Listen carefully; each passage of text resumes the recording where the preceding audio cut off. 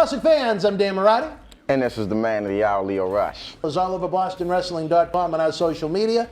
But Leo, brother, they got to check out some of this merch. They got to. Check it out, fans, right now available on eBay. You can add this to your collection. Support Wrestling Insiders and keep wrestling legends working on eBay. Get this WWE NXT TakeOver War Games 2020 11x14 limited edition autograph poster signed by everyone on the event. Number 23 of only 100 made.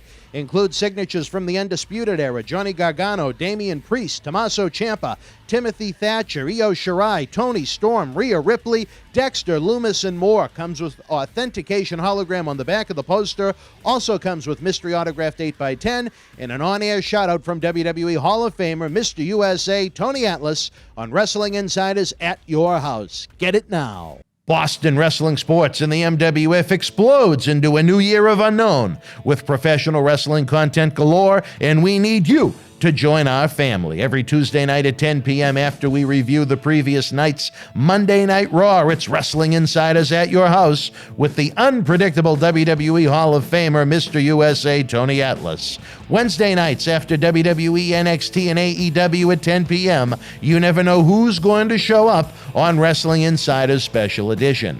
Every Thursday night at 10 p.m. after our NXT and Dynamite review, it's Marty Jannetty's No Holds Barred Sex, Drugs, and Rock and Roll journey through the 80s and 90s on Wrestling Insiders Party with Marty. Friday nights after the lights go down at the Thunderdome on SmackDown, it's John Cena Sr.'s Wrestling Insiders Fabulous Fridays. Plus, look for classic clips, bonus live episodes, pay-per-view watch-alongs, and more. If you want early, ad-free access to all of our Wrestling Insider talk shows, our acclaimed studio shoot interview DVD library, and to help keep wrestling legends working during the worst of times, for less than a cup of coffee at Starbucks, join our growing family at patreon.com/Boston Wrestling. Expect the unexpected in 2021. This is Mick Foley. This is Harley Race. This is Shelton Benjamin. This is Mr. Wonderful Paul Orndorff. This is the Monster Abyss. And this is Daniel Bryan. This is JBL, and you're watching the MWF. Be there live.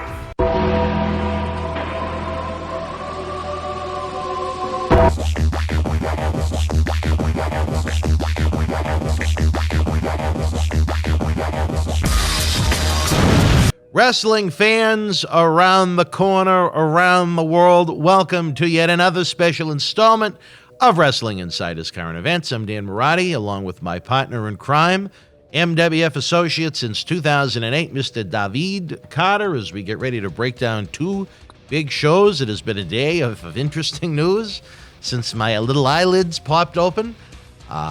Mr. USA Tony Atlas not happy with this week's version of Wrestling Insiders at Your House when Tony chose not to do the episode that he was paid to do in advance.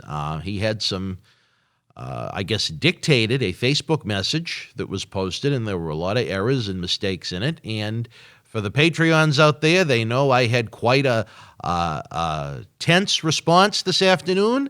At patreon.com/Boston Wrestling. I have not made that public because I do genuinely like Tony as a human being, and I care about Tony as a human being, and I want him to do well. And, hopefully this is a situation that can be peacefully resolved. If not, I'm not one that likes to be fucked with and have my time wasted, to be blunt.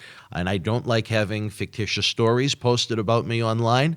That is something I will swing for the fences on, like Big Papi trying to knock one out of the park like he did to your Detroit Tigers a few years ago in the playoffs, unfortunately, when Torrey Hunter fell into the bullpen. Yeah, don't go there. But no, I'm not going to go there. But I'm frustrated. I'm angry. Then on the flip side, about an hour ago, if you missed the video, we had the first four announcements for Wrestle House.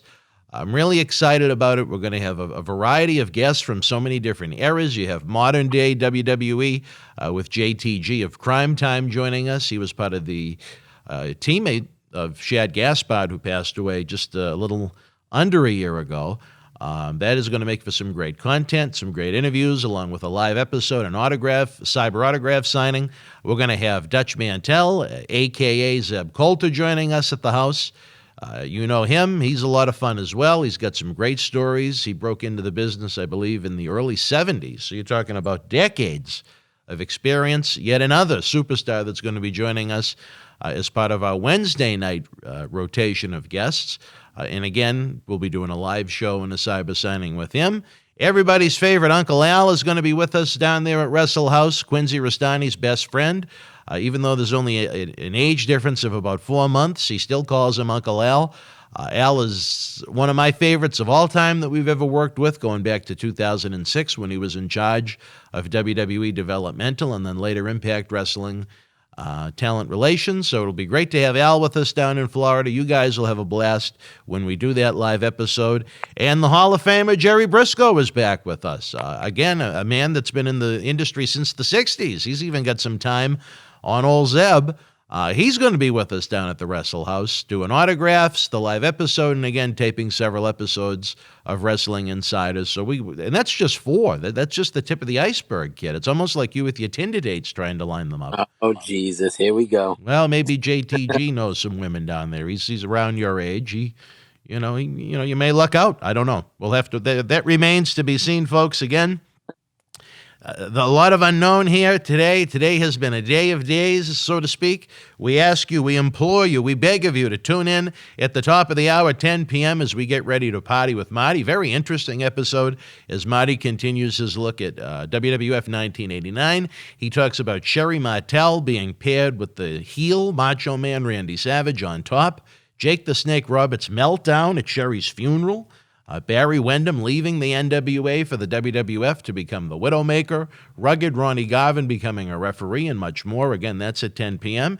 And at 11 o'clock, you know what, Mr. David, if that Facebook post is still up, I may put my Patreon post up. I don't know. So it could still be a night of fireworks here in the world of Boston Wrestling MWF. But again, if you could, folks, give us a big thumbs up. We could really use it today. I could use it today. Subscribe to the channel for free. Hit the little notification bell so you never miss any of our daily episodes, sometimes almost every day, multiple episodes. What else are we looking for, Dave? Share the links, especially to the talk shows across social media, Facebook, Twitter. I know you're on Instagram now, pumping them out, baby. Yes, sir. We got, what else is out there? Reddit, wrestling Facebook groups. We got, we got a lot. Any way you can communicate the link with a human being that likes wrestling, please do so, because I know there's millions of fans out there that don't know us, but once they do, they will come to love us. Unless they're Tony, then I guess maybe not, but that remains to be seen. The eBay store is open 24/7. We have great wrestling merchandise from superstars of every era. We got some great WWE t-shirt bundles. We're for the same regular price as WWEshop.com. We can send you a bundle that includes some bonus goodies along with the t-shirt itself. Autograph memorabilia and so much more. We got the Patreon. It's rocking. Let me tell you, those Patreon folks, they've really got a behind-the-scene looks at things this week over on patreon.com/Boston Wrestling. We usually try to tell you that you get early ad-free access to Wrestling Insiders.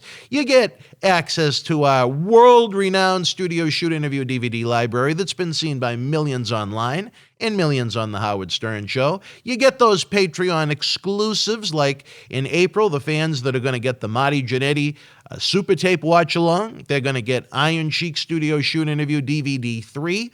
It's almost like the Friday the 13th series of Iron Sheik interviews that we have on DVD. So we got some really cool exclusives for the fans on Patreon. Like I said, today, this week, they've really got some exclusives about the Tony saga. And with that said, did I forget anything else? Oh, I already mentioned Wrestle House. I don't know. I am literally out on my feet. It has been a long day. But you know what? Because of commitment, because we give our word to these great fans, unless we can prevent it, and, sometimes things pop up in life that you can't prevent. But you know what? You expect a review of NXT and AEW, no matter how many of you decide to tune in. So that is what we're going to bring you, even if it's probably the last thing I want to be doing right now, to be honest. So there you go on that. I know what I forgot. Because we've had so much fun recently with the live pay-per-view watch-alongs. We're going to go retro Sunday night at 5 p.m. The sun will still be out. You can join us LIVE live from anywhere in the world. We go back and look at WCW Uncensored. We're going to have a Vader autograph poster, along with an 8x10 up for grabs for 2 lucky winners on our Wheel of Fortune / Ring of Fortune.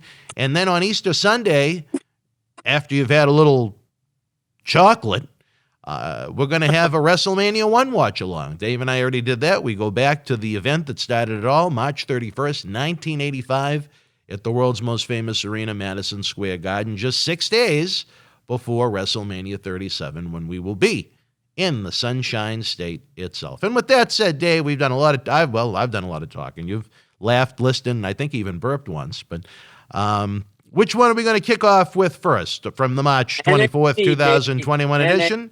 NXT? All right, let me flip my sheet then, because I have 2 sheets. All right, fire away. The baton has been passed. All right, so NXT last night, Wednesday, March 24th, 2021, we started off with a video package of Finn and Cross, what's going on, what's going to lead up to their TakeOver match. And from there, we get the tag team match. It's Dakota Kai and Raquel Gonzalez versus Zoe Stark and Io Shirai. Gonzalez in the ring just towered over everybody, which I like the look. I'm a big fan of her, as you guys probably know from listening to the last few weeks of it. I like the different kinds of pinfalls that Dakota and Io did during the match. I think there's a lot of potential in Zoe. I thought she's really good. Good match. Io's very talented as well. Great top rope drop kick by Zoe in the match. Raquel ended up pinning Zoe for the win. Raquel and Io talking smack to each other after the match, and Raquel hit Io and chokeslammed her onto the commentary table. I thought it was a good way to end it. The match was good to me. I know I can't wait to hear what you're saying, so your time will come. I thought it was a good match, decent enough where I didn't have to rip it apart. I really thought they worked good, and I'm a big fan of Zoe. I think I'm starting to become a real big fan of her. She just looks really good in the ring. I don't see any real things where I want to yell and be like, oh my God, are you kidding me? Now, I'll let you take it and see what you think. Well, right, I don't think last night's AEW was live, so it seems like they really wanted to lose the first quarter hour. But other than that, it was a fine women's match. Oh, wow. Fine women's match. There you go. That's probably the nicest thing you've said since we've been doing these. Well, I don't know about that, but it wasn't bad. There's been a lot worse. There's been a lot worse. You are pretty hard on him, that's for sure. But anyways, from there we get some video footage of Cole and O'Reilly going after each other at his MMA school, meaning O'Reilly's MMA school, which was you know what? At the same time, I'm like thinking about it. I'm like, you know what? This is different, and they're trying to add another thing to the match. You know what I'm saying? What's going to end up happening? So I didn't mind it. What did you think of it? If it was the only thing they did with them on the show, I probably would have liked it more. I just thought there was a little overkill with Cole and O'Reilly on this show. Yeah, I get you. But it was interesting. At that point in the show, it was interesting because it was the first time we'd seen them. Right, and that's, exactly. From there, we get some more O'Reilly because O'Reilly shows up. Roderick Strong says, we need to go out there and kick Cole's ass. O'Reilly says it's between him and Cole. Don't worry about it. Stay away. And I kind of liked it because I don't want Roderick Strong involved with this. I want it to be Cole and O'Reilly. You know what I mean? Because them two do have it. I kind of like that. I liked how it was quick. It wasn't this drawn out long thing like, I'm sorry, we're strong. It's got to be me. All that sorrow stuff. It was just, no, it's between me and Cole. See ya. I liked it. Yeah, no, it was pretty good. It would have been interesting to see where Fish would have fit into the equation if he was around right now. Right? Yeah, because he's the forgotten son there, man. He's just forgotten. I hate it because that was Jackson Riker. All right, sorry, forgot. There you go. From there, we get LA Knight promo for his match against Bronson Reed tonight. I loved it. It was smooth and quick. I just like how he flows, and it doesn't look like he's trying to think about what he's going to say. It just comes natural. Do you have anything to say about it? We got a couple. Fine.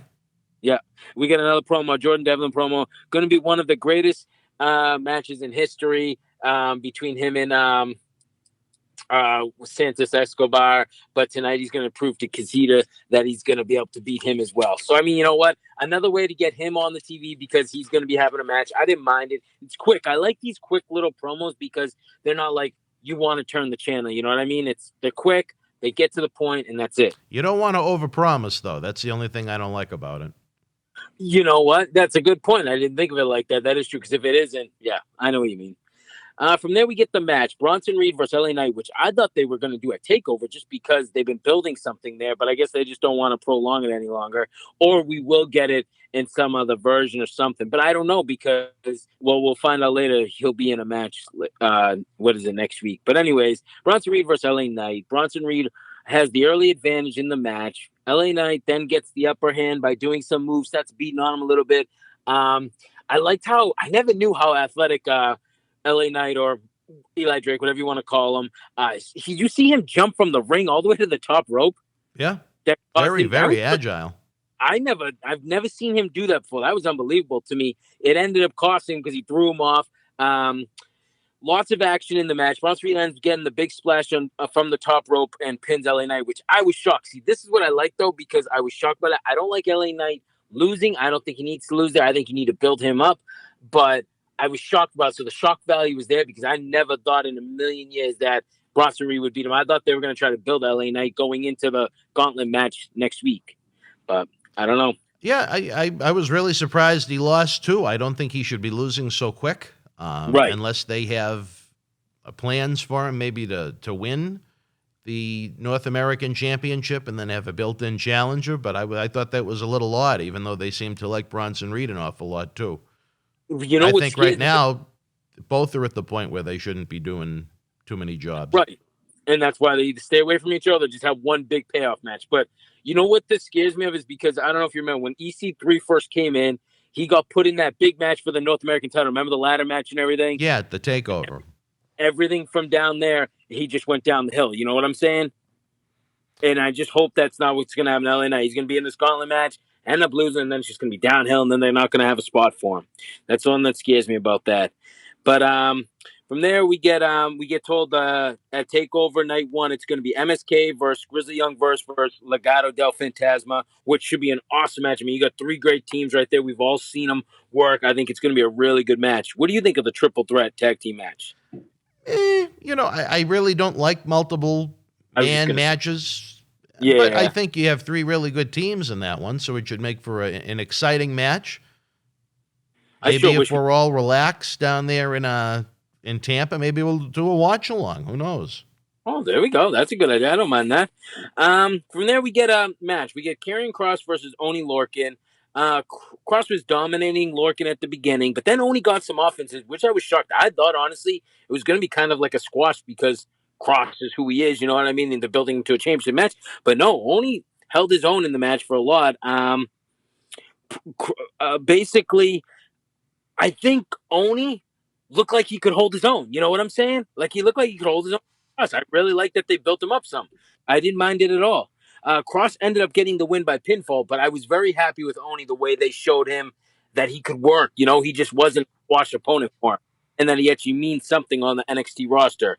After that, Kross gets on the mic, says, "Your actions had malice. He appreciates that. I wasn't giving respect to someone who doesn't deserve it." This is all about Finn, by the way. Right. Didn't know if I... there's no stopping what happens next.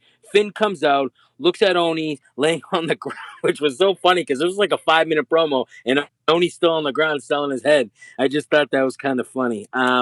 Finn gets on the mic and says, "You took your best shot, and I'm still standing. You showed me your weakness. You control your emotion. You can't control your emotion. I can. Now it makes him untouchable," meaning Finn. He's untouchable. Kross fights with emotion, makes you sloppy, and basically you can't mask your emotions, and your emotions are going to mask you. So that's why he thinks he can beat him at TakeOver. Obviously, it was kind of like a little too much in it, I think, because there's just too much. Why don't you just say, you know what? I can beat you because you can't hold your emotions. Done. No, he just kept on going with it a little too long for me. Little lengthy. Yes, exactly. I don't know how you felt about it. That's pretty much it. I thought it was a good match. I thought it was a good segment, but I just thought after the bell rang, it was a little lengthy. They could have accomplished what they wanted to accomplish in half the time. Right on. Yep, exactly. That's the way I see it too. From there, we get Rigo telling us about who will get a shot at Gargano. He announces it's going to be a 12-man battle royal. The 6 that are left in the match will enter an eliminator tournament, and the winner will face Johnny Gargano for the North American title. I do like the style match, but I just don't like how even if you lose, you're still going to be in. You know what I'm saying? It's kind of weird, right? Oh, the Battle Royal just doesn't end with the final 6? No, it says the 12-man battle royal. You get the 6 and the 6 that are left because what happens is the number how they get eliminated. The last 6 are how they're going to enter. Oh, it's the entry. Oh, so I had a lot going on last night. That part I missed. Well, that makes it a little more interesting, I guess. But it did. But I just thought, wow, that's a lot of freaking guys to use for one title. But whatever. Hey, if it's probably going to be done well, you know why? Because NXT usually does pretty good with those kind of things. I have a feeling that could be one of the slightest battle royals in wrestling history, Right? depending upon who they put in. Yep, exactly. From there, we get a Kushida promo in Chinese, which honestly I couldn't really take much notes about because it was flashing on screen so fast. All I know is he was saying about how he's going to show the world tonight that he can take on Jordan Devlin and that he deserves a shot at the Cruiserweight title as well. So I don't know if you took better notes on it than me, but it was just going so fast on screen because it was all in subtitles. I actually wrote the closed captioning. Oh, yeah, I bet you did. From there, we get Walter versus Drake Maverick, which I just shook my head at. I couldn't believe we were getting that match. Walter squashes Drake, which was good because that's what should have happened because referee stopped the match for Drake because he was just getting his butt whipped. Tommaso comes up with the ending was good, though. Tommaso comes out, gets on the mic, says he's misspoke. I'm sorry. I read it too fast. He gets on the mic and says that the UK title intrigues him. You know what I want. Walter versus Ciampa for the NXT UK Championship. I like that, and I think that it's a little layer to Tommaso. You know what I mean? He's not just hanging and just having matches. I think Walter and him will have a good match. Oh, yeah. After that, Imperium attack Ciampa, rips off his chain or whatever you want to call that thing around his neck, and you know what I mean? Left him laying. I think Walter and him will definitely tell a good story. I don't know if they'll put the title on him, but I think it will be definitely a good story told in the ring for TakeOver.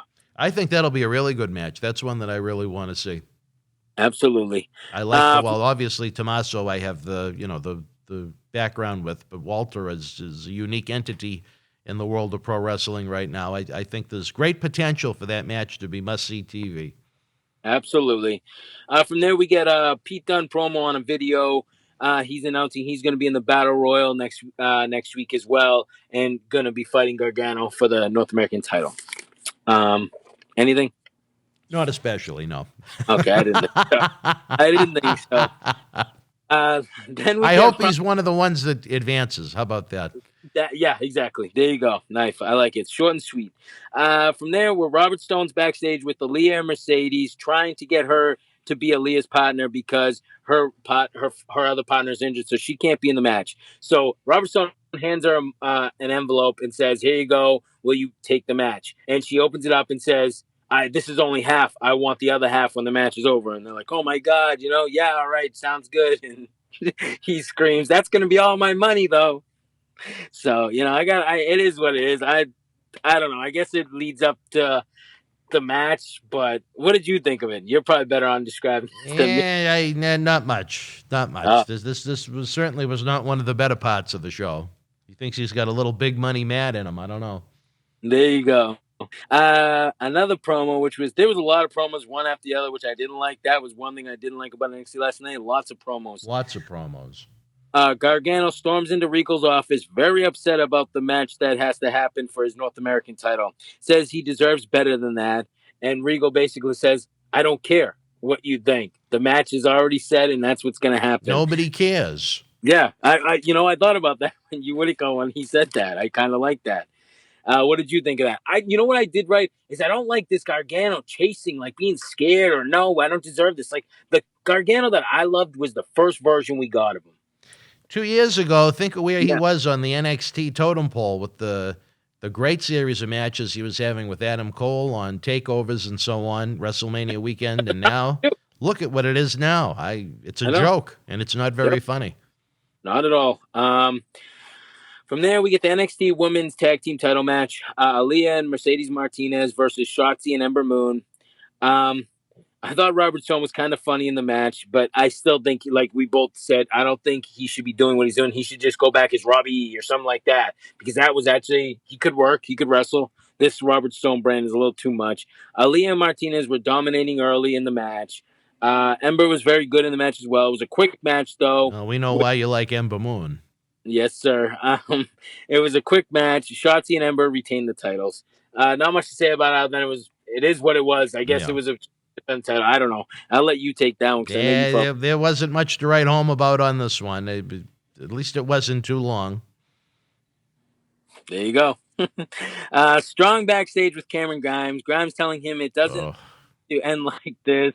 Let me buy the how do you say that word? Intellectual properties. There you go. What he said. Basically starts pulling out money. Strong just has enough and just pounds him, leaves him laying, and then Grimes screams, "That's not how you do business." You know, Cameron Grimes doesn't annoy me. I kind of think it's funny. I know you don't think funny is always money. And I don't think this is going to sell tickets or sell fans. But for someone that is watching it, I think it's funny. It's just a funny little thing. I get it. It probably doesn't affect you at all. I know you could care less. But to me, it's a little That's funny. One great way to put it. No, I just, there's nothing about the guy that is appealing to me. I don't think that's fun. I don't think that's funny. I don't think anything he's done has been particularly interesting, but he tries hard. I'll give him credit for that. But what's that?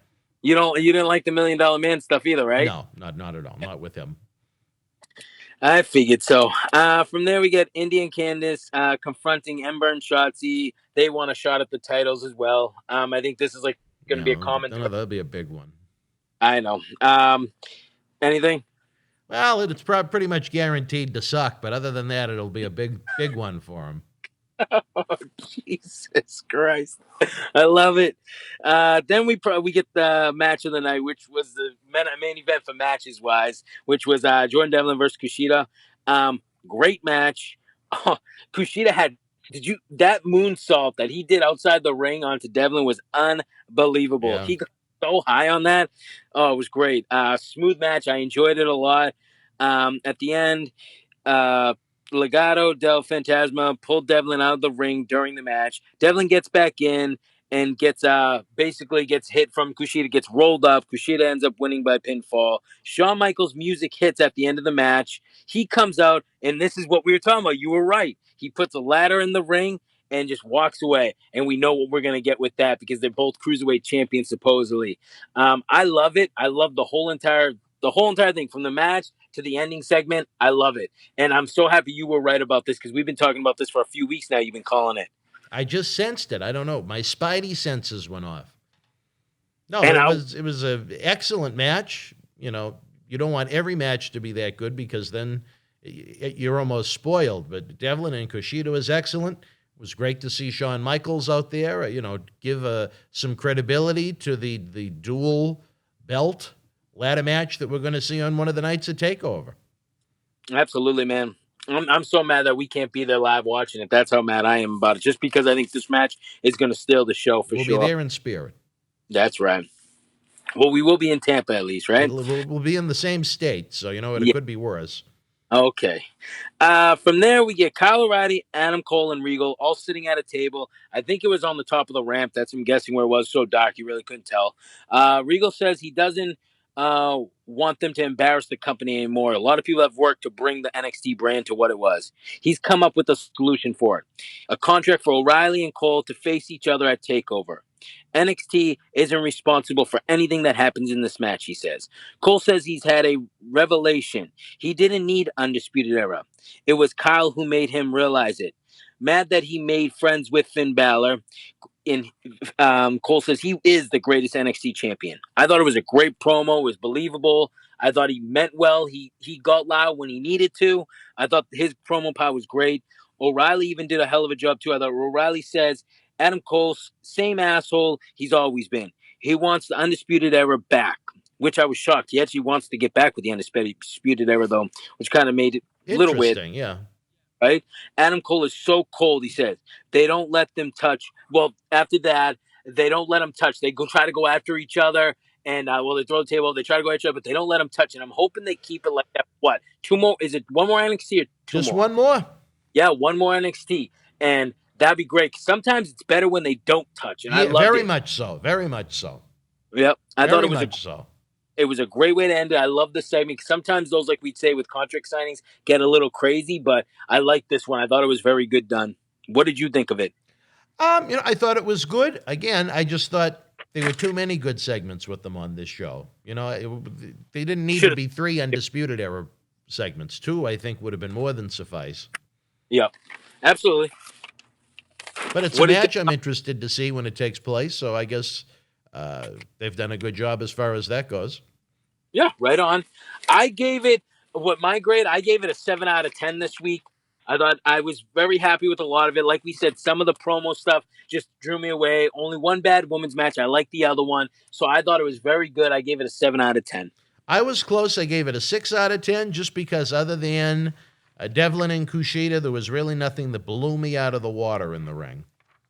Oh, there you go. So we were close. But, I mean, that Devlin and Kushida match was very, very, very, very, very good. I tip my cap to the two of them. And I'm excited to see obviously the ladder match. I think it's going to be fantastic, and I was so happy you were right. That's for sure as well. For news, the only thing I have is why the NXT tag team titles Oney Lorcan and Danny Burch is they're making a tournament for the NXT tag team titles, which match is for because Danny Burch injured himself, so they're going to be doing that. So I thought that tag team tournaments are they going to do? Well, yeah, I mean, but they got to do something because you can't. They should have put that a battle royal or something like that. Well, no, that's what that triple. No, but Dan, you must have missed it. That's what that triple threat match is for. What? The MSK versus Grizzly Young Vets versus oh my God, now I fucking just put it away. But that's for the tag team titles. I thought you just said it was a tournament. What? I thought you said it was going to be a tournament. No, I said that's what that tag team triple threat match is for, not tournament. That's why they're doing it on that show. So that's the only match? Yes. Oh, then that's fine then. Okay, I thought you said there was going to be a tournament. Well, I didn't hear about. Oh, okay. Sorry, maybe I did say tournament. Maybe I misspoke. But yeah, so I don't. That's why I was like, all right with that for sure. But I think at the end of the day, I'm glad they're not just going to hold the tag team titles hostage. I think it's good that they're going to do something else so another team can defend them. Yeah, I mean, depending upon how long he's going to be out for, that's probably the right move. Right on. But that's all I got for NXT news. All right, wrestling fans. Dave gave it a 7. I gave it a 6 out of 10. What did you think if you're watching the premiere? Well, wait a minute. Wait. I don't know, because you got mad at me last week. Do you want to talk about some of the WWE news since it's kind of WWE as well? Or do you want to wait till SmackDown? We'll wait till SmackDown. Okay. Because I don't want to run past 10 o'clock and overlap with our good friend Mr. Giannetti, which happens sometimes. Okay, then no. All right, wrestling fans, we're going to take a brief time out. When we come back, we're going to break down the results, news, and views from AEW Dynamite. Stand by. Wrestling fans, I'm Dan Mirade. And this is the man of the hour, Leo Rush. It's all over BostonWrestling.com and our social media. But Leo, brother, they got to check out some of this merch. They got to. Check it out, fans, right now, available on eBay. Support Wrestling Insiders and keep wrestling legends working on eBay. Get this Karrion Kross and Scarlett double autographed 11x14 poster from NXT TakeOver in your house, number 19 of only 30 made. Comes with authentication hologram on the poster itself. Also comes with a mystery autographed 8x10 photo and an on-air shout-out from WWE Hall of Famer Mr. USA Tony Atlas on Wrestling Insiders at your house. Get it now. Boston Wrestling Sports and the MWF explodes into a new year with professional wrestling content galore and need you to join our family. Every Tuesday night at 10 p.m. after our Monday Night Raw review, it's Wrestling Insiders at your house with WWE Hall of Famer Mr. USA Tony Atlas. Wednesday nights at 10 p.m. after NXT and AEW, join rotating legends on Wrestling Insiders Special Edition. Every Thursday night at 10 p.m. after our NXT and Dynamite review, it's Marty Jannetty's no-holds-barred sex, drugs, and rock and roll journey on Wrestling Insiders Party with Marty. Friday night after SmackDown, don't miss John Cena Sr.'s Wrestling Insiders Fabulous Fridays. Plus, look for classic clips, history videos, bonus live episodes, pay-per-view watch-alongs, and more. For less than a cup of coffee at Starbucks, get early ad-free access to our Wrestling Insider talk shows, our acclaimed studio shoot interview DVD library, and help keep wrestling legends working during the worst of times. Join our growing family at patreon.com/Boston Wrestling. Expect the unexpected in 2021. All right, wrestling fans, welcome back to Wrestling Insider's Current Events. Dan Mirade here along with Dave Carter. We discussed last night's NXT. Now we're on to the March 24th, 2021 edition of AEW Dynamite from Ursula Daly's place in Jacksonville, Florida. Dave, the baton has been passed. All right, well, AEW Dynamite last night. We kicked it off with the match right away. It was Kenny Omega versus Matt Sydal. Fast-paced match. Sydal can still go, that's for sure. He showed me a lot. Yes. He hasn't been able to really show up because he's been with his brother a lot, but this match, it showed he could still go with somebody like Kenny Omega. Don Callis commentary, loved it. I just love that guy. Anything he does, he's just funny and he knows how to get his point across. I love it a lot. I thought the match was good. Some great near falls. Omega ended up winning by pinfall. Thought it was a good match. I wasn't mad at all. I don't think Kenny Omega sells enough, but I do think he's a good worker, and I really like this match. Yeah, I agree. I thought it was a really good match, a really good way to open the show, especially comparing it to what was on NXT at the same time. But boy, did the show take a nosedive from there. You better believe it, buddy. From there, we probably got your favorite part with Dark Order backstage asking John Silver if he was ready for the big match tonight for the TNT Championship. He just starts screaming and yelling, like basically like an Otis. Basically, that's what I thought of was Otis, because he was just like making all weird noises and screaming. He's a joke. I put it was a joke. Adam Page has to be part of it, of course, which aggravated me as Mel. Snow White and the Seven Dwarfs, as usual. He shows up and tells them good luck, tells John Silver good luck in his match, which, why does Adam Page have to be part of any of this? I don't know. What did you, you just said it, so I don't know if you have anything else to add. Garbage. There you go. There we get Adam Page versus Cesar Bononi. Bononi getting a lot of offense in the beginning, which I thought was like, oh my God, what are they doing here? They're trying to bury Page, and then no. Page ended up taking back the match, getting some good offense in. Page was really selling from Bononi for most of the match, though, which I was shocked. Page turned around at the end, though, and got the quick pinfall. Adam Page won the match. I think this is not doing Adam Page any justice at all. I don't think it's giving him any credibility or anything, because like we talk about all the time, he should be getting the product built around him or some kind of title or something. Yeah. But not. It's literally he's doing this hard-working match and then just barely winning. Or someone that would be hard to identify to a lot of fans unless they watch every week, as far as right. even what his name is. Exactly. What did you think of it? Do you think it was a fair match? I guess it wasn't good. It wasn't bad. It was. But do you like what they're doing? That's what I'm saying. No. I think his win should be on television, at least decisive, to build up to bigger things on pay-per-view. But exactly. Maybe they don't know what his destination is Memorial Day weekend. I do not know. I don't get it. From there, we get Lance Archer promo. He interrupts Sting because it should be his time. And he says it's soon going to be showtime. Basically saying the reasons why he's doing what he's been doing and that he's sick of not being respected and given time to show what he is. And I'm actually sick of it, too, because that's another guy the company should be building around, because he's great. He's good. He gets it. He's big. He's athletic. He's got the look. But they're not doing anything. They'd rather stick friggin' the Young Bucks and the Dark Order and all this crap down our throats. I don't know. What do you think of it? I think sometimes they lose interest in him. You know, when him and Jake were first put together, they had some unique promos and things like that, different vignettes that were shot outside of wrestling arenas. And, you know, sometimes they work with him on the top, and then other times it's almost like he's a forgotten man. Exactly. From there, we get Tony on the top of the ramp interviewing Britt Baker. She's mad at the crowd for not cheering more for her when they talk about her match.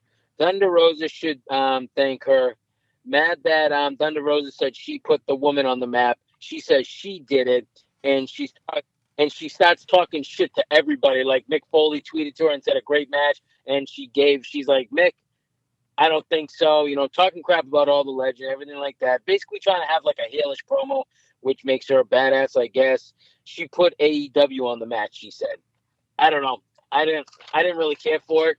I mean, I know she tried in the promo, but it's not believable to me. That's a great way to put it. They deserve to follow up from what they did last week, but it was just something I had zero interest in. And then right before they go to commercial break, we just see a hand appear on the screen, and it knocks on the Pinnacle's door, and they all come out like Goldberg back in the day. I thought that was kind of funny. I guess it's a way to have them come out. Someone knocks, but whatever. Maybe they thought they were going to find Aleister Black in there. I don't know. Maybe. From there we come back. We get Christian Cage backstage with the Varsity Blondes. He was getting to know them and giving them some advice, friendly advice, he said. Kazarian comes over and says, I love the phrase, meaning, outwork everyone, but I've been doing it for a long time. Kazarian says, when does the work start, though? Meaning, when is obviously Christian going to have his first match? Cage says it starts next week.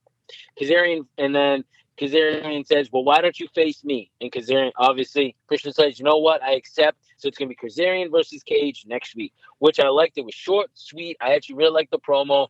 And I'm honestly, this is what is going to get me to watch AEW next week. I don't know about you, but I'm going to actually be interested in this one match. This was the only thing I'm interested in for next week at all. So they got me there with that one little promo. What did you think of it? I think it has the potential to be a good match. I thought it was a good little segment. They didn't rush Christian in like WWE probably would have, having him wrestle the first night. So they've let it stew a little bit. Now we get to see his debut against a quality opponent next week. Right on. From there, we get the Pinnacle all come out together. We get Dante Martin, Griff Garrison, and Brian Pillman Jr. versus FTR and Sean Spears. I love it. I love FTR. I wish WWE never let him go. Dante Martin is tiny. Man, he's another small guy. I'm telling you, AEW is the land of, they say the land of the giants. They're the land of the small people. Everybody is small in this wrestling organization. It was a decent match. It was what it was. FTR and Spears win by pinfall. At the end, the Pinnacle attacks Brian Pillman after the match. Tony in the ring to interview FTR. They say they're finally, they say they're family and that they want to challenge Santana and Ortiz. MJF gets on the mic, says Jericho's only break the chairs he sits on, meaning like he's out of shape or whatever. Kind of like Jericho is terrified of him. I like it, but I don't know. I think it's getting a little overdone. You know what I mean? It's every week. It's a promo by the Pinnacle, yelling at the when is this going to change? Is it ever going to change, or are we just going to do this for another year now? I don't know. Hopefully not a year, that's for sure. Yeah, I mean, I thought the match was decent. I wasn't mad at it, but it didn't really spark me into any real big interest. Well, I think it was meant to be an enhancement more than anything. I don't think you were looking at a 50-50 even Steven. Yeah, I mean, you're right. You're right. That's a good way to say it, too, as well. From there, we get Team Taz, which is Taz on the mic. Basically says everybody has conspiracy theories, but there's no problems in this team. Cage apologized to the group, he said, for last week, and everything is good. I didn't understand what Cage said when they asked him, so I didn't even bother writing it. He said something so fast, I couldn't even make it out. I don't know what he said. He did something with his hands and said something. Did you get it or no? I did not.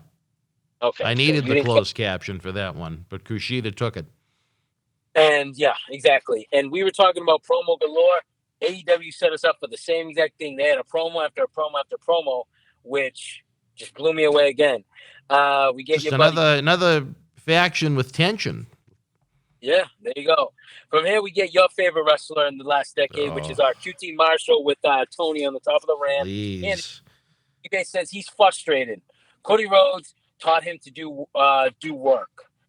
Make sure Cody's coffee is hot, the T-shirt's cut. He's complaining he's Cody's friend and not like taken seriously, pretty much. He wants an exhibition match against Cody. Prove he can beat anyone. Cody comes out and says, let's stop this right now.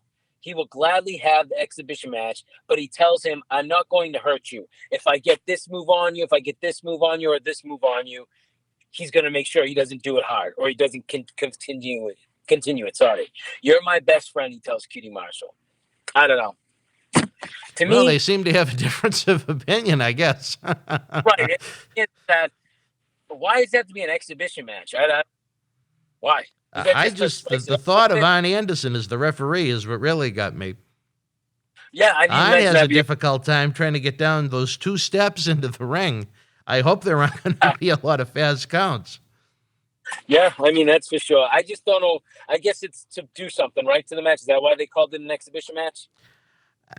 God only knows. I just, anything that involves QT Marshall, my brain begins to lose interest rapidly. Yep, I hear you. I knew right when he came out with Tony, you'd be like, oh, my God. From there, we get a match finally, which is Laredo Kid and the Lucha Brothers versus Brandon Cutler and the Young Bucks. Decent match, pretty good. No selling really, though. Obviously, never gonna really get that with the Bucks match. Lots of high flying moves. Lucha Bros won by pinfall, which I was surprised. I didn't think they were going to, so that was good. Omega attacks the Lucha Brothers. Omega gets on the mic and still trying to get the Bucks to join him. Says he joined AEW with them to make it the best wrestling promotion ever. Gives the Bucks one more chance to give him a too sweet. It's now or never, he tells them. Then the Lucha Bros attack Omega. Quick little promo. I guess it's building to a match, obviously, with Omega and whoever's partner is going to be, or the Good Brothers or whatever. But I didn't mind. It is what it was. What did you think of it? The match itself, I mean, God, action galore. You know, the greatest high flying you'll ever see, but just, you can do that for hours. But if you don't make it seem like the moves mean anything by selling them, that you're actually hurt by getting hit by them, what the hell is the point of doing them all? That's usually not my cup of tea. I am amazed by the athleticism when they get out there and do those things. If it was a music video, it would be great, but where it's a professional wrestling match, they need to slow it down. They need to pace it a little more. So all those outstanding things they do, they give it a chance to resonate in the fan's brain and let them react, let them recuperate, and then go to the next one and the next one and the next one. When they try and cram all that in a 6-minute, I don't know how long this match was. I didn't time it, but just per se a 6-minute TV match, and they try and shove in every move they know, it loses its impact. Absolutely. I totally agree. From there, I know you'll probably definitely marked it down on your calendar. We're going to get a Cody Rhodes, Brandy Rhodes reality show. Oh. I'm guessing you're very excited about that.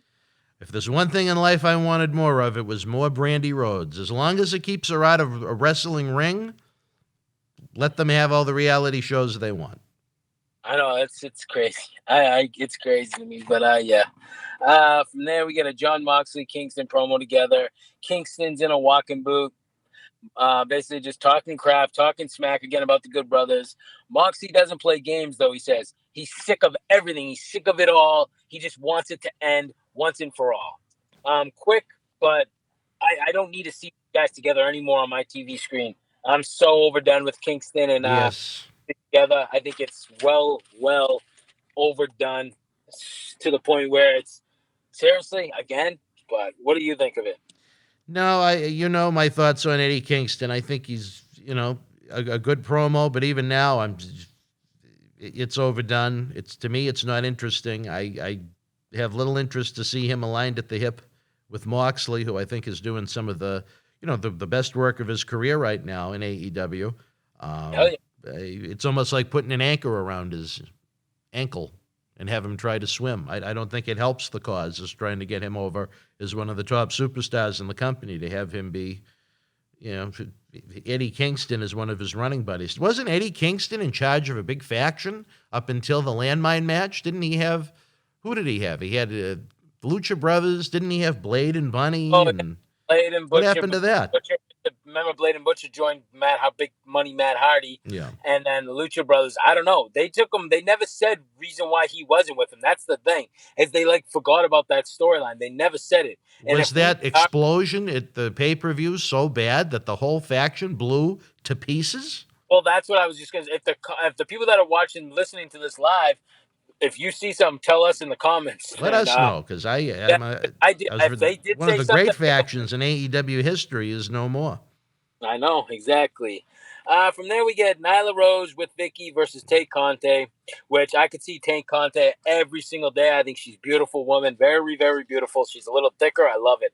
Very good looking woman. Nyla was just dominating the match for the beginning. But I thought it was going to be a squash because I was like, oh, I wouldn't actually mind because I was like, oh, man, it's going to be a long women's match like they always are. But Tay Conti ended up getting a little offense in. She was doing good, and she ends up getting the pinfall, which surprised me. I thought that was great. From there, Vicky grabs Tay foot. Nyla tries to powerbomb her. Tay and Kirishita hits her with the chair, whatever the hell it was. Then Whatever the bunny, the hell it was, yeah. yeah, and then the bunny comes out, which obviously is what's her name, Allison or something. The bunny comes out, Allie, and hits her messy ending. I thought it was way overbooked, as you would say, way overdone. I would have been okay with just the match, seeing Tay Conti, the beautiful woman she is, and that's it. No, we got to get all that extra with it because they have to draw out these women's segments all the time. I agree with you on that. It was good to see our old friend Vicky Guerrero back on television, but other than that, it left a lot to be desired, in my opinion. Right on. From there, we get the video package for the match next week, with his Miro and Kip versus Cassidy and Chuck T. It's going to be the arcade. What do they call it? The Arcade Avenger game or Arcade Avengers? Oh, geez. Did I write it down? The actual name of it that they used, because it was really rich. The Arcade Academy. Yeah, there you go. Arcade Academy. The Arcade Academy next week. Give me a break. Give me a break. We're not talking about Hollywood Barani's Kit Kat bars when you say that. No, just come on. Enough. Then we get another promo, which is Scorpio Sky says he's been screwed over and over. Last week was another screwed over match between Darby Allin. He's sick of it. And he says, you want to see something, watch his match on Dark this week, which I thought Dark already passed. I thought that was Monday. Well, he said next week, didn't he?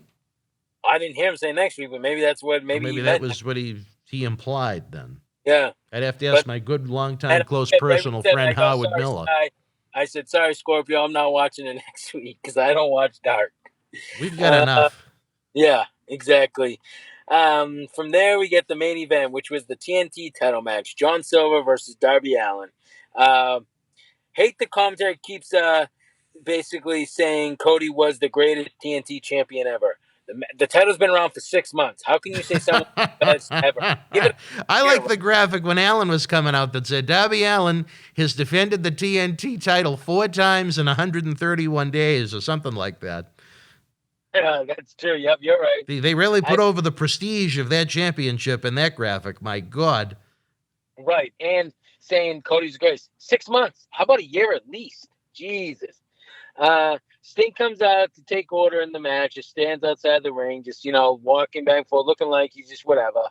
Good match. I put Darby's coffin drop to the outside of the ring was, that was cool. I thought, it was something different. I don't really see that done all that often, so I like that. He did it right outside to the Dark Order. Darby won by pinfall, and then at the end of the match, it was a mess. It was just an all-out brawl just to get everybody on television, I guess, one more time. Other than that, that's all I got to say about it. I didn't think the title was going to change. I don't think many people did. Are you there, Dave? Yeah, I said. I'm sorry. What did I think? I thought it sucked, to be honest with you. You had the Seven Dwarfs come to ringside. Sting came out. Big Money Matt and his faction, now they're feuding, I guess, with Darby Allin and Sting. Darby Allin and Sting are feuding with, I think, almost every faction in that company. They've now Dark Order they have issues with. Big Money Matt and his group. Taz's faction. Lance Archer is after them. I mean, who are Batman and Robin not feuding with in AEW? I need to know. As far as I know, it's just those 4 factions. Yeah, and everything is so overbooked. You don't even know anymore what faction to faction because you have people coming out for this team, for that team, and like you said, you didn't know Kingston wasn't with them. It's like confusing. It's just too much. It's way too. There's a lot of logic missing a lot of the times on that show. As I've always continued to say, you usually get 1 or 2 really good matches or 1 or 2 really good segments on each show, and then the rest of it is just mind-blowing. And I think that, again, applied this week. Yeah, absolutely. I didn't hate it, and I didn't love the show. I thought it was promo heavy again.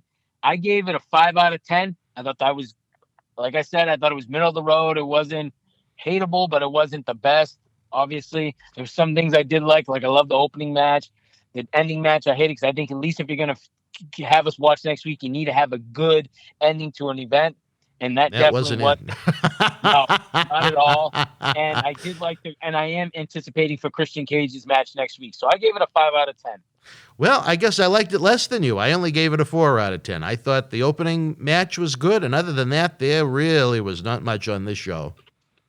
And what was watchable, I would have structured a little different if my opinion was called upon. Absolutely. I totally agree. So 4 and 5, we didn't even add up to 10. But you know what? They have a Not chance to even 10. improve You're in our right. eyes next week. For AEW news, I just have they're planning on doing a house show on April 9th at Daly's Place in Jacksonville. So I seen that, so I wanted to throw that out there. I thought that was kind of interesting. They haven't done any house shows before, so this is kind of cool. You know, I don't really see the need for it where they're not exactly killing him at the door. I don't know how many of the WrestleMania crowd is going to be 4 hours away in Jacksonville, but you never know. I mean, there are a lot of diehards out there that may love the opportunity to go WrestleMania week. So, you know what? I don't think they have much to lose. Yeah, the talent's exactly. already going to be in town for the TV tapings that week anyway. So, you know what? I hope it does well for them. Absolutely. I'd announce a lineup, but, you know, that's just the old school me. I like it when the lineups are announced. Yeah, me too. But Absolutely. what are you going to do? Again, Exactly. they didn't call upon my opinion for this one. But that's all I got. So it was last week I thought was a much better Wednesday night of wrestling than we got this week. Again, that's just one person's opinion. I think I gave it 2 7s last week, if I remember right. So I hate on AEW so dang much, it's ridiculous. Well, this week I liked it less than you, so there you go. You can't knock me. Right, exactly. All right, wrestling fans, it has been a day. That's all I got for AEW this week. All right, it has been a day of days from the moment these eyelids popped open. You know, Howard Miller had to try and calm me down. I was so feisty, but you know what? The Patreons, they certainly got their money's worth this week with some of the behind-the-scenes stories. We had our Wrestle House, the first 4 talents announced. I'm very excited about that. I think we're going to produce some really great content down in Tampa. And now we're just moments away from the premiere of a brand new Wrestling Inside His Party with Marty. Again, Marty discusses Sherry Martel being put with the now heel and WrestleMania 5 main event loser, Macho Man Randy Savage, Jake the Snake Roberts meltdown at Sherry's funeral, Barry Windham leaves the NWA for the WWF to become the Widowmaker, Ronnie Garvin transitions from wrestler to babyface referee, and more. And then again, we'll be back tomorrow night, baby. You know what happens when the lights in the Thunderdome go dim. The light on his head is just lighting up. Johnny will not be in studio this week because he is in, believe it or not, the great state of Hawaii with Majo Ouellette of Ms. and Mrs. fame. So hopefully he can get Majo off his body so we can conduct this interview as the road to WrestleMania continues. There could be a lot of panting going on. And we're not talking about panting like Winnie the Pooh, but that's a different story for a different time. Then don't forget, Saturday night, 10 p.m., it's like Saturday night's main event minus the wrestling, only the memories and the legends. We have Wrestling Insiders Week in Review at 10 p.m., and then we are L-I-V-E live. Sunday night, 5 p.m., there's only one place to be. That is with us in Boston Wrestling when we go retro with WCW Uncensored 1995, the first March pay-per-view in that company's history, when WCW said, you know what, why don't we try and run pay-per-views every month? And then what did WWF do? They said, well, you know what, we're going to run pay-per-views every month with our non-5 big pay-per-views being called In Your House. So that was kind of the start of the transition for both companies, even before the Monday Night Wars began between Raw and Nitro 6 or so months later in September of 95. So we're going to have the Wheel of Fortune out that we call Ring of Fortune. We're going to have the Vader autograph poster up for grabs, and for a runner-up, an 8x10 autograph photo of Vader, who main events that show. So join us. We have a lot of fun. What happens Tuesday night at 10 remains to be seen. Right on. Right on. All right. Well, you don't have much to add. I can't wait That's to see all right. it. I'm ready to check Sunday your night, pulse I'll over be there. All right. Chatting it up, watching it with you guys live. Well, maybe Jackie will be there to direct. St. Patrick's Day is in the past. but he's always ready to spring into action on March 17th. Again, a different story for a different time. For Dave, Carter, I'm Dan Mirade. Again, folks, we'd appreciate a thumbs up and a subscribe to the channel if you would. Patreon.com/Boston Wrestling has some unique content this week, believe me. For Dave, Carter, I'm Dan Mirade. Don't forget, Marty Jannetty, Party with Marty at 10 o'clock. Stand by. We'll see you then. The World Wrestling Federation was live at Telford Arena in Telford, England, Friday, March the 25th, 1994. In the opening contest, Quang beat Coco Beware. Earthquake with the win over IRS. Diesel defeated the 1-2-3 Kid. Bam Bam Bigelow victorious over Tatanka. Jeff Jarrett beat Doink the Clown. WWF Tag Team Champions, the Quebecers, retained the titles over Men on a Mission. And in the main event, WWF World Champion Bret Hitman Hart retained the title over Owen Hart. If you were in Telford live, share your memories in the comments section below. Use the links in the description box to keep Wrestling Legends working in our eBay store and on our acclaimed Patreon streaming service so we can bring you more interactive superstar shoot interviews to relive the good old days of professional wrestling. Check it out. Boston Wrestling Sports in the MWF explodes into a new year with professional wrestling content galore and need you to join our family. Every Tuesday night at 10 p.m. after our Monday Night Raw review, it's Wrestling Insiders at your house with WWE Hall of Famer Mr. USA Tony Atlas. Wednesday nights at 10 p.m. after NXT and AEW, join rotating legends on Wrestling Insiders Special Edition. Every Thursday night at 10 p.m. after our NXT and Dynamite review, it's Marty Jannetty's no-holds-barred sex, drugs, and rock and roll journey on Wrestling Insiders Party with Marty. Friday night after SmackDown, don't miss John Cena Sr.'s Wrestling Insiders Fabulous Fridays. Plus, look for classic clips, history videos, bonus live episodes, pay-per-view, watch-alongs, and more. For less than a cup of coffee at Starbucks, get early ad-free access to our Wrestling Insider talk shows, our acclaimed studio shoot interview DVD library, and help keep wrestling legends working during the worst of times. Join our growing family at patreon.com/Boston Wrestling.